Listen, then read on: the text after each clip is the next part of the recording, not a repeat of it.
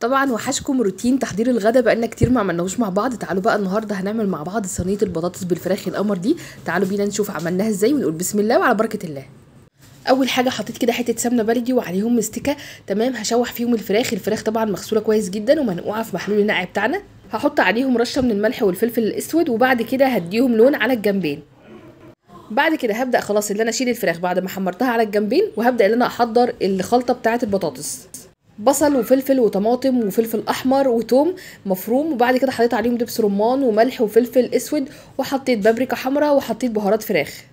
هدعكهم كويس جدا جدا مع بعض، وبعد كده برضو هدعك معاهم الفراخ كويس جدا علشان الفراخ تاخد من التتبيله دي حلو. عايزاكم بقى تكتبوا لي التريكات بتاعتكم ايه في صينيه البطاطس بالفراخ.